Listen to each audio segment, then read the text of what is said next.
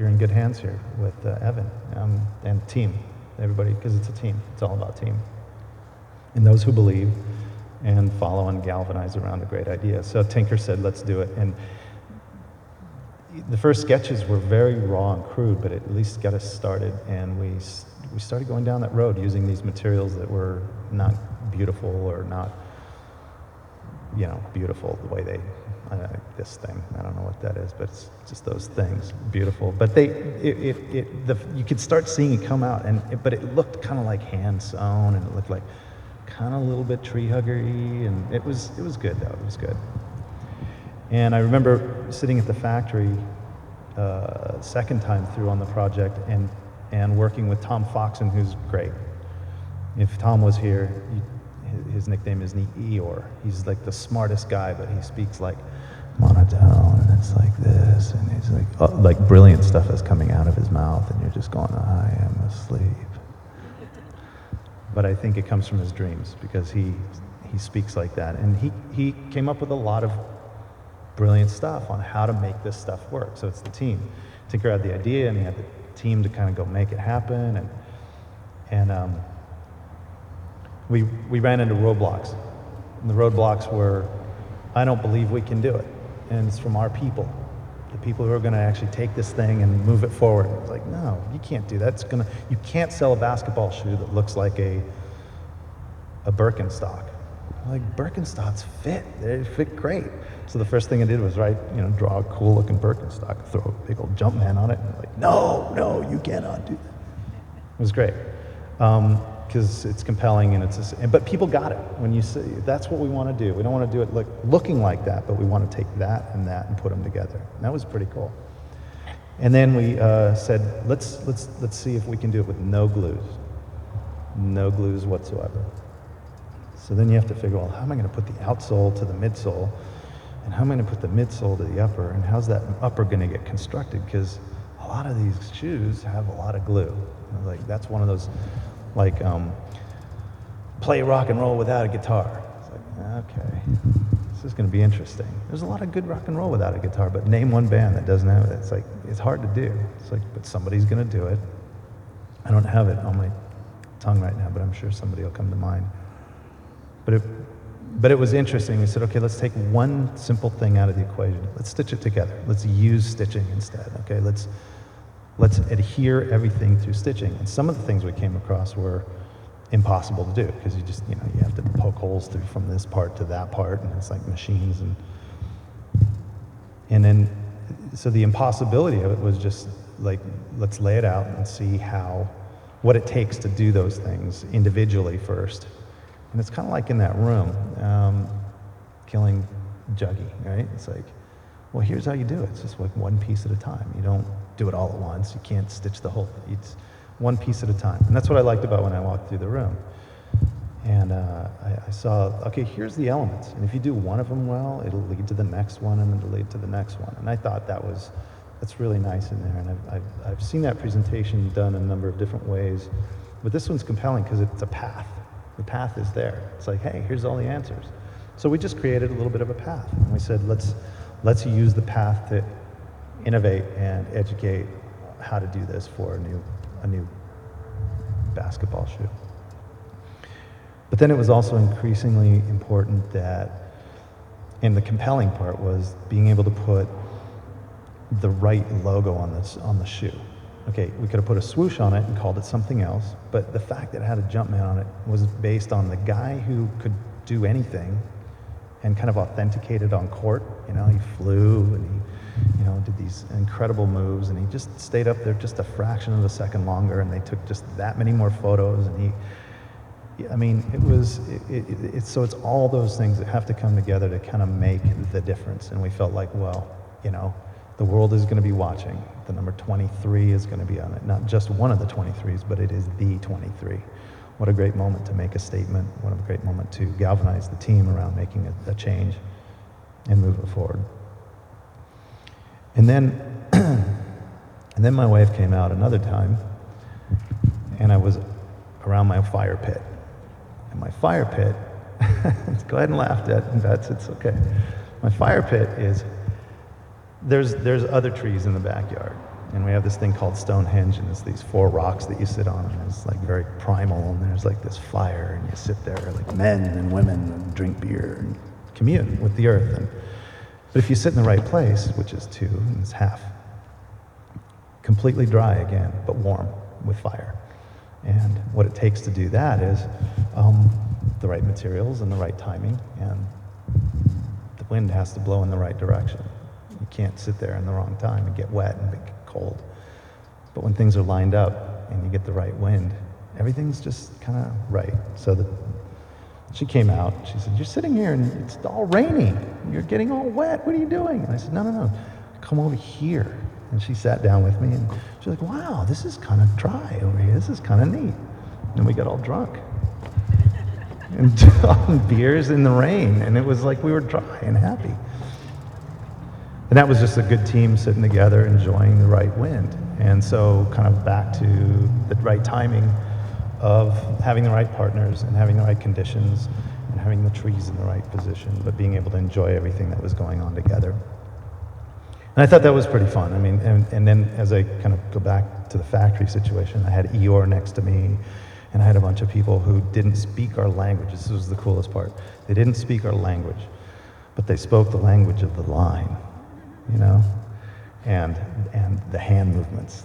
There's a lot of this going on. And the only thing better than this is when you've got both of them going at the same time, and it's like, no, smaller and bigger, and you actually adopt a foreign accent. It's so politically incorrect, but it's fun. It just brings you together because they say words and I say words, and it's like, we're wrong, but we get it. It's like a lot of fun. And that was the cross-cultural from the idea generation to the idea production. And that was the hardest thing to tie together or to connect, because the standard way of making shoes is so innately ingrained in how to do it efficiently and quickly, and here's how we're going to do it, and you have to. We just said, hey, we're just going to go make some shoes, and we're going to use these materials, and we have to, and it was a whole new process. So it was translating it to another culture and another mindset, not just because of the culture, but the receiving end of it. Much like, I'd say this community is the receiving end of your idea, which is incredible.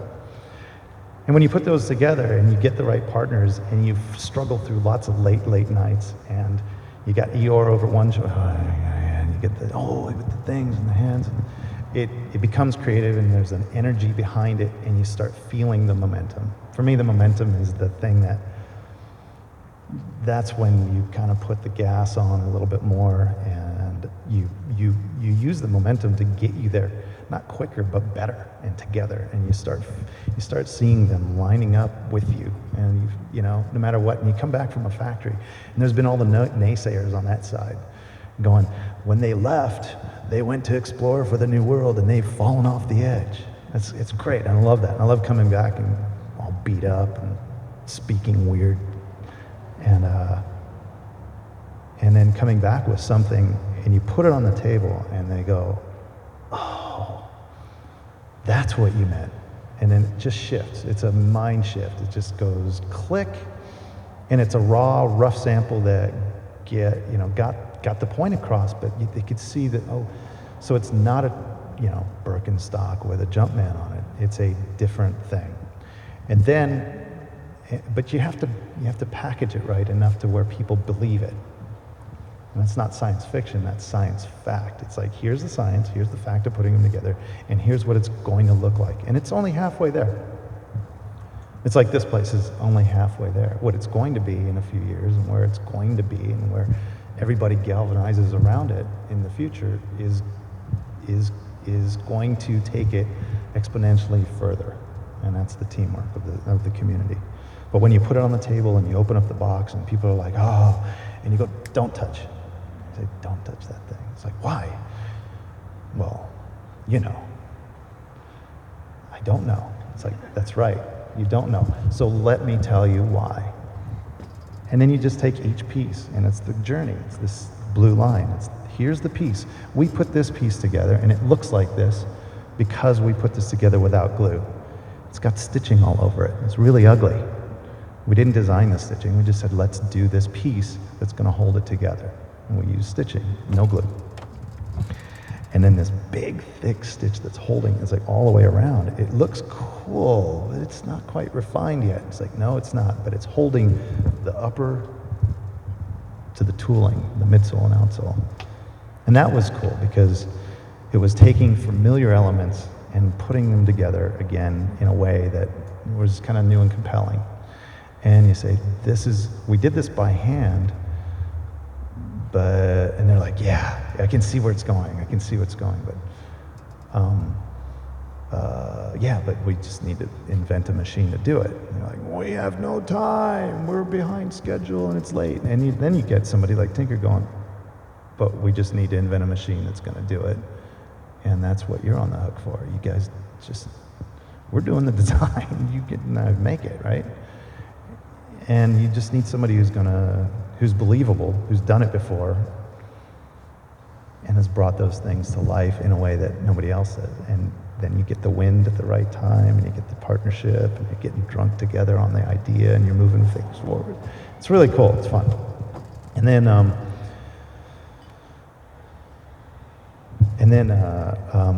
you say, yeah, we got to go back, and it's going to take a little longer. And you realize it's too late, and the margins on this thing, in business talk, it's like you can't make any money on it. It's going to cost you. Well, just charge what it's going to take so you can make some more, so that it's valuable to those that receive it. And let's not make as much money on this one. Let's actually just set the precedence and change the dynamic of why how you're doing this and how you're getting to it. And to me, that was really interesting. But at the end of the day, it's like, yeah, we don't need to make as much money as we normally would. All right? It's like, yeah, we'll do right. We'll do right. We're not going to gouge anybody, but we're not going to go in debt doing it. It's not going to be diminishing returns for us to do this. In the end, it's the right thing to do, and we're going to set a precedence. So anyway, it was a long way to go to just bring out the shoes. And they've been out for a few years. And so what we did is we just said, look, that's the most sustainable and that's a different kind of a shoe.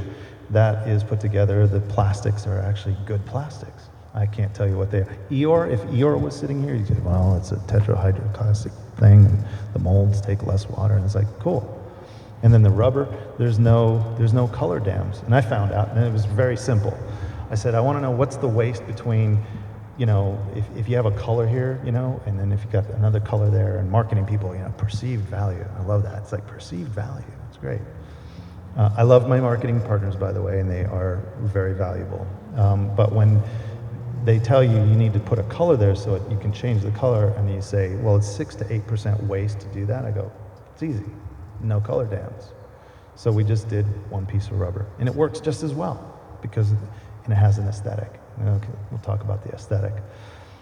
The aesthetic of this is actually based on performance. We didn't draw this to look like this. We created it, figured out how to put it together, and then we refined it.